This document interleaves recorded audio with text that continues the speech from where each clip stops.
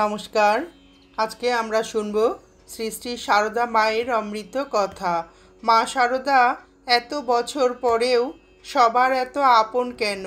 লিখেছেন পবিত্র কুমার ঘোষ। আজকে দ্বিতীয় পর্ব।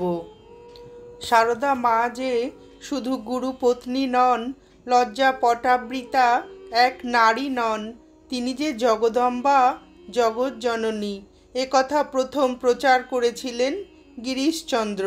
তারপর ওই কথা চারিদিকে ছড়িয়ে পড়ে। কতদূর ছড়িয়ে পড়েছিল তা একটি ঘটনা উল্লেখ করলেই বোঝা যাবে।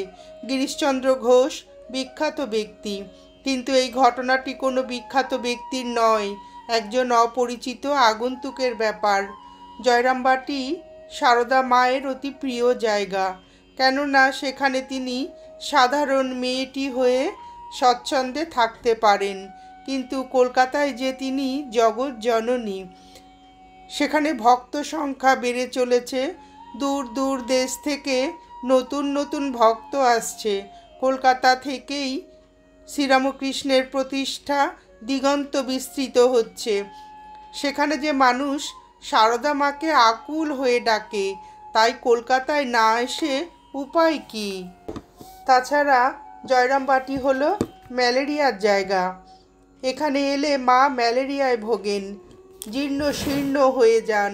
আগে একবার এখানে আমাশায় ভুগে তার শরীর কাঠির মতো হয়ে গিয়েছিল, জীবনও থাকবে না বলে মনে হচ্ছিল। দক্ষিণেশ্বরে সে খবর পৌঁছাতে শ্রীরামকৃষ্ণদেব স্বাগতোক্তি করেছিলেন, ও কি শুধু আসবে আর যাবে?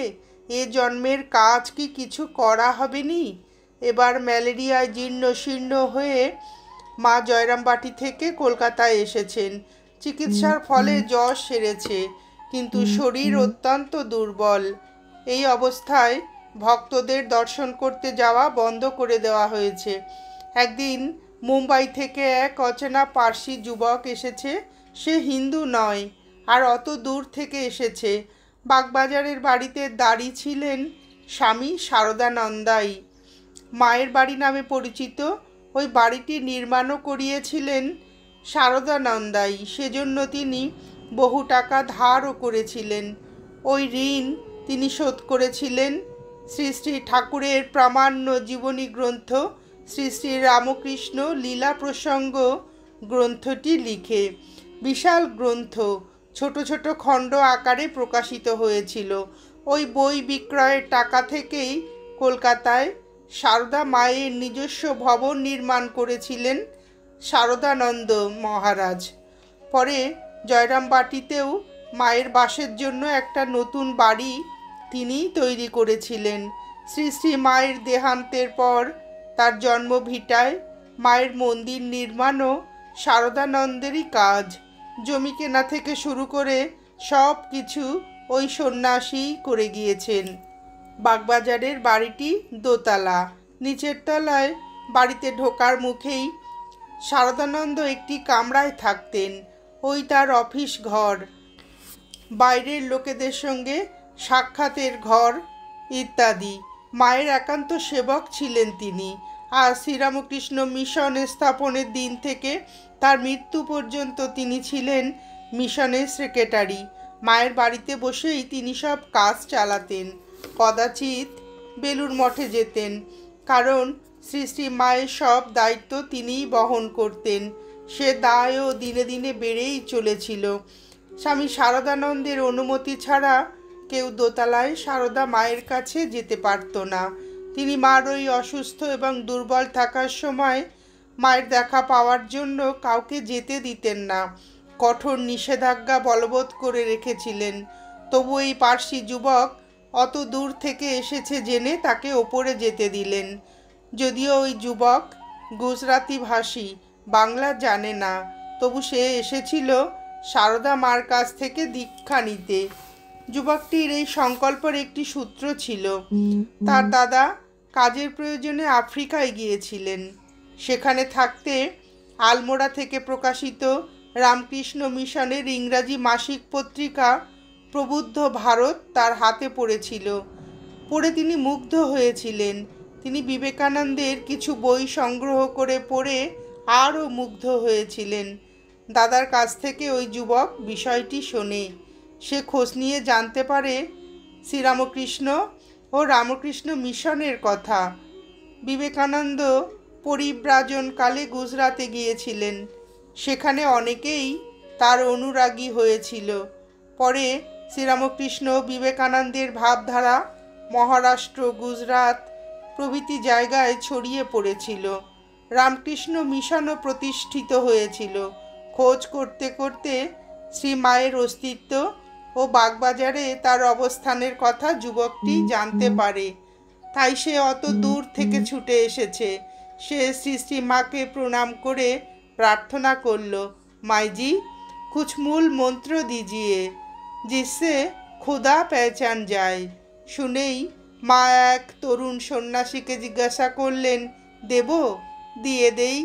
সন্ন্যাসী বললেন, সে কি মা, কাউকে দর্শন করতে দেওয়া হয় না? সবে অসুখ হতে উঠেছ, শরৎ মহারাজ শুনলে কি বলবেন? এখন নয়, পরে হবে। শরৎ মহারাজই হলেন স্বামী শারদানন্দ। তার সন্ন্যাসপূর্ব নাম ছিল শরৎ চক্রবর্তী। মা বললেন, আচ্ছা তুমি শরৎকে জিজ্ঞাসা করে এসো। তরুণ সাধু তাড়াতাড়ি নিচে গিয়ে শারদানন্দকে সব কথা জানালেন। মার আদেশের কথাও বললেন। শারদানন্দ বললেন, আমি আর কি বলবো? মায়ের যদি একটি পার্সি চেলা করতে ইচ্ছা হয়ে থাকে করুন, বলে আর কি হবে। সাধু ওপরে গিয়ে মার ঘরে ফিরে এসে দেখে মা ইতিমধ্যেই দীক্ষা দেওয়ার জন্য দুখানি আসন পেতেছেন, গঙ্গাজল নিয়ে তৈরি হয়েই আছেন। দীক্ষা হয়ে গেল। মা বললেন, বেশ ছেলেটি, যা বললুম ঠিক বুঝে নিল। আড়ম্বর নেই, আয়োজন নেই, যুবকের নাম ধাম জানা নেই, ভাষাও ভিন্ন, কিন্তু তাতে কিছু আটকালো না। মার দীক্ষা মন্ত্র ছিল অতি সরল। উপকরণের বালাই নেই, দেওয়া থোয়া নেই। একবার মা জয়রামবাটি থেকে কলকাতায় ফিরছিলেন ট্রেনে। বাঁকুড়া স্টেশনে ট্রেনের জন্য অপেক্ষা করছেন। এমন সময় প্ল্যাটফর্মের এক কুলি এসে মায়ের পায়ে পড়েছিল।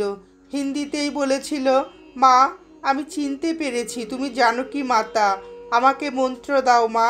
মা ওইখানেই, ওই প্ল্যাটফর্মেই কুলিকে দীক্ষা দিয়ে দিলেন।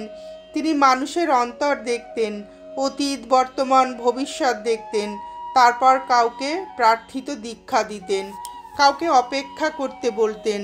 বলেছেন, কাউকে দেখলে সহজেই মন থেকে মন্ত্র উঠে আসে, কারো বেলা অনেক অপেক্ষা করতে হয়।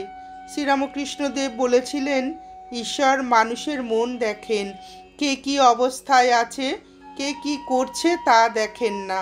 তিনি গিরিশ ঘোষের মতো দুর্দান্ত দাপুটে লোককে কৃপা করেছিলেন, কালীপদ ঘোষের মতো মাতালকে মহাভক্ত করে দিয়েছিলেন। বিবেকানন্দ কালীপদকে বলতেন দানা কালী। দৈত্য দানার মতো আচরণ ছিল তার। তিনি গিরিশ ঘোষের পাল্লায় পড়ে দক্ষিণেশ্বরে এসেছিলেন। আসার আগে বন্ধু গিরিশকে বলেছিলেন, কে এক রামকৃষ্ণের কাছে আমাকে নিয়ে যেতে চাইছ, তাই যাচ্ছি, কিন্তু লোকটি যদি ভুলভাল বকে তাহলে তার কান মলে দেব। তারপর একদিন রাত 1টায় দক্ষিণেশ্বরে দুই বন্ধু মাতাল অবস্থায় এসে শ্রীরামকৃষ্ণদেবকে মাঝখানে রেখে রাত ভর নেচেছিল। শ্রীরামকৃষ্ণদেব মদ স্পর্শ না করেই ওদের মতোই মাতাল হয়েছিলেন, ভাবে মাতাল। একদিন ভবতারিণী মন্দির থেকে তিনি নিজের কামরার দিকে আসছিলেন, পূর্ণ মাতাল, চোখ জবা ফুলের মতো লাল, হাঁটছেন আর টলে যাচ্ছেন, এলোমেলো পা ফেলছেন। কেউ নেই দেখে শারদা মা এসে ঘরটি পরিষ্কার করছিলেন। ঠাকুরের গলা পেয়ে তিনি ঘর থেকে বেরিয়ে দেখেন ঠাকুরের মত্ত অবস্থা। শারদা মাকে দেখে লজ্জিত ঠাকুর বললেন, ওগো আমি কি মাতাল হয়েছি? শারদা মা বললেন, তুমি মাতাল হবে কেন, তোমার ভাব হয়েছে। বহুকাল আগে রামপ্রসাদ গেয়েছিলেন, মন মাতালে মাতাল করে, লোকে বলে মদ মাতালে মাতাল করেছে। কিন্তু গিরিশ ঘোষ এবং কালীপদ ঘোষ ঠাকুর শ্রীরামকৃষ্ণদেবকে নিয়ে সারা রাত কাটানোর পর বলেছিলেন, ইনি তো আমাদের চেয়েও বড় মাতাল ইয়ার, একে টেক্কা দিতে পারলুম না। কিন্তু শ্রীমা সারদা কোনোদিনই শ্রী শ্রী ঠাকুরকে ভুল বোঝেননি। এক গুজরাটি ভাষী যুবক যে সারদা মার বাংলা কথা অনায়াসে বুঝেছিল, এও নতুন ছিল না। তার অনেক আগে মা বৃন্দাবন, কাশী, ওড়িশা, তামিলনাড়ু, কর্ণাটক সহ দক্ষিণ ভারতের রামেশ্বর পর্যন্ত গিয়েছেন। কোথাও কোথাও দীর্ঘদিন বাসও করেছেন। দক্ষিণ ভারতের চেন্নাইয়ে ও ব্যাঙ্গালোরে তিনি যে কয়দিন ছিলেন, সেই কয়দিন দলে দলে পুরুষ ও নারী সারদা মায়ের কাছে আসত, দীক্ষা চাইত। তিনি এই জায়গাগুলিতে অকাতরে কৃপা বিলিয়েছেন। দীক্ষার সঙ্গে তিনি উপদেশও দিয়েছেন, সবই বাংলায়। ওইসব জায়গার সাধারণ মানুষ বিন্দু মাত্র বাংলা জানে না, কিন্তু ভাষা কোনো বাধা হয়নি। মার বাংলা কথা সবাই বুঝে নিত। তাদের তামিল, তেলেগু দেখেও মা বুঝে নিতেন। মার কথাগুলি নীরবে সবাই শুনত, আর শুনতে শুনতে তাদের মুখ চোখ জলজল করে উঠত আশায় ও আনন্দে। সবার প্রতি, ছোট বড়, উঁচু নিচু, শিক্ষিত অশিক্ষিত, ধনী গরিব, সবার সঙ্গে তিনি সমান ব্যবহার করতেন। কে চেনা, কে অচেনা, কে দূরে থাকে, কে কাছে থাকে, সে কথা তিনি ভাবতেন না। বলরাম বসুর বাড়িকে ঠাকুর শ্রীরামকৃষ্ণদেব তার কেল্লা বলতেন। সেই বাড়িতে তিনি প্রায় এসেছেন, থেকেছেনও। তিনি বলতেন, বলরামের অন্ন শুদ্ধ অন্ন। গোটা বসু পরিবারই ঠাকুর শ্রীরামকৃষ্ণদেবের ভক্ত ও সেবক হয়ে গিয়েছিল। শ্রীরামকৃষ্ণদেবের দেহত্যাগের পর সারদা মাও বসু বাড়িতে এসেছেন ও থেকেছেন। ওই বাড়িতে বসেই বিবেকানন্দ রামকৃষ্ণ মিশন প্রতিষ্ঠা করেছিলেন। বলরাম বসুর বাড়িও বাগবাজারে, মায়ের বাড়ির কাছেই। বলরামবাবুর স্ত্রী কৃষ্ণ ভাবিনী দেবী সব সময়ই মার কাছে আসতেন, খোঁজ খবর নিতেন। বলরামবাবু ছিলেন শ্রী শ্রী ঠাকুরের অন্যতম রসদদার। তার মৃত্যুর পরও এবং শ্রীরামকৃষ্ণদেবের অবর্তমানেও এই বসু পরিবারের ওই ঐতিহ্যের এতটুকুও হানি হয়নি। একদিন ওই কৃষ্ণ ভাবিনী দেবী বলেছিলেন, অমুক লোক যদি মার বাড়িতে আসে তাহলে আমি আর কোনো দিন সেখানে যাব না। এ কথা সারদা মার কানে পৌঁছাতেই তিনি রাগত কণ্ঠে বলেছিলেন, আমার কাছে কে আসবে যাবে তা কি ও ঠিক করে দেবে? কে ও? আমার কাছে সবাই আসবে। যে তা পছন্দ করবে না সেই যেন এখানে না আসে। গ্রাম্য মানুষের সংকীর্ণতায়, জাতপাত বোধের সংস্কারে ব্যথিত হয়ে মা বলেছিলেন, ভক্তের আবার জাত, সব ছেলেই তো এক। আমার ইচ্ছা হয় সকলকে এক পাত্রে বসিয়ে খাওয়াই। তাই পোড়া দেশে জাতের বড়াই আবার আছে। সত্যেন্দ্রনাথ মজুমদার ছিলেন বিখ্যাত সাংবাদিক। তিনি জীবনের এক সময়ে মার্ক্সবাদী হয়ে গিয়েছিলেন, স্তালিনের জীবনীও লিখেছিলেন, কিন্তু প্রথম বাংলা ভাষায় স্বামী বিবেকানন্দের অনবদ্য জীবনী তিনিই লিখেছিলেন। রামকৃষ্ণ মিশনের সদস্যও ছিলেন তিনি সারদা মার কাছে দীক্ষা নিয়েছিলেন, তার কথা প্রচারও করতেন। সত্যেন্দ্রনাথ লিখেছেন, বাগবাজারের মঠে মাকে অনেকভাবে দেখেছি, কিন্তু একবার জয়রামবাটি গিয়ে দেখি মায়ের আর এক রূপ। পল্লীর পিতৃভবনের ওপর তার অদ্ভুত আকর্ষণ।